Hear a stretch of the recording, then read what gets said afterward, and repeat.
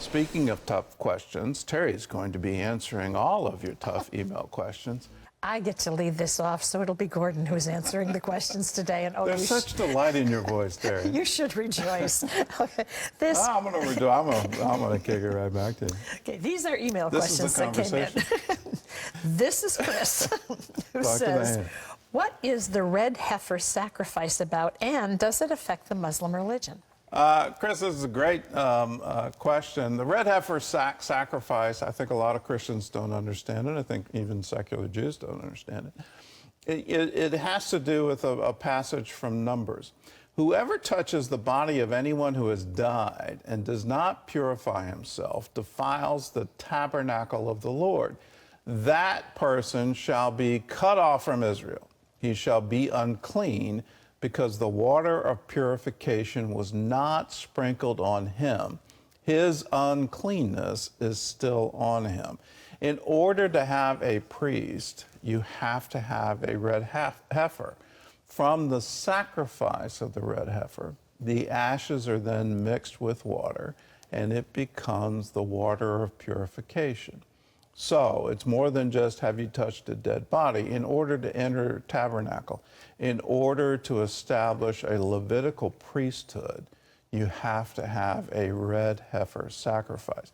Now, here's something many people don't know. Curiously, all the way back in Chinese history, this predates Confucius. It was called the border sacrifice.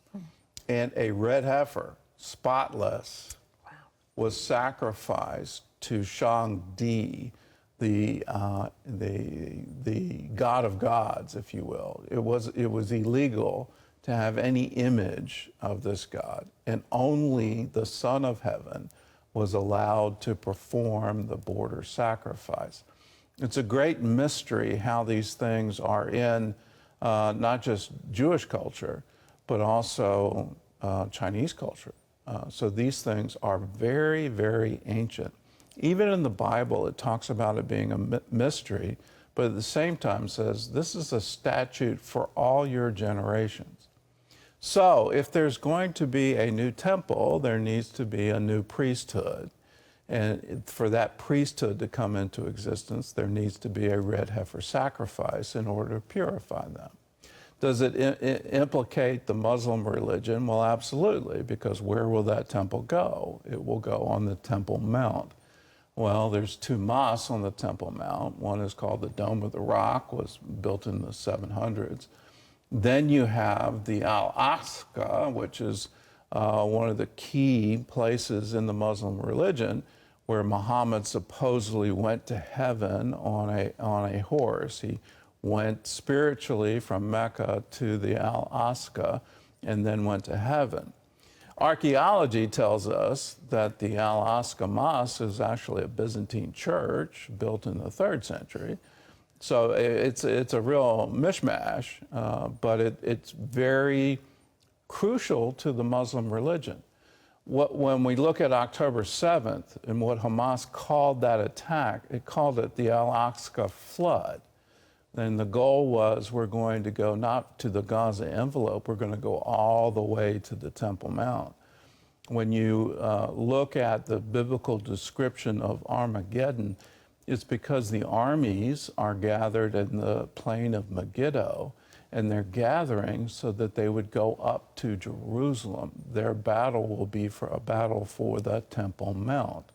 So these things are all linked. There are great mysteries here. I don't claim to understand all of them. When I discovered the border sacrifice in my study of China, as I was trying to create evangelistic messages, I was astounded with the deep mystery of a red heifer sacrifice within the border sacrifice, within the whole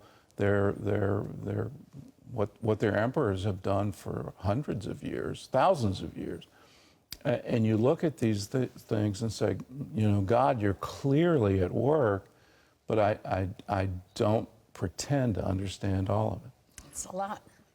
This is Elaine who says, do you believe special needs children and adults go to heaven no question asked? My daughter is high-functioning autistic. She loves to worship Jesus and sing praise and worship songs, but she doesn't fully grasp the salvation concept. Well, here's something she fully grasps because she's worshiping. Here's Romans chapter 10, verse 13. Whoever calls on the name of the Lord shall be saved. So in her worship, she's doing that. And so rejoice. My father taught me a long time ago, God holds you accountable to what you know.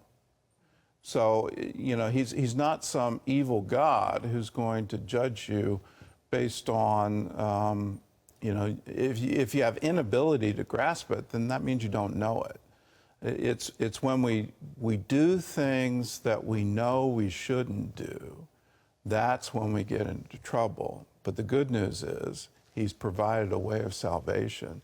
Even when we do things we know we shouldn't do, God says, I've got that covered. All you have to do is believe in Jesus, call on his name, and you'll be saved.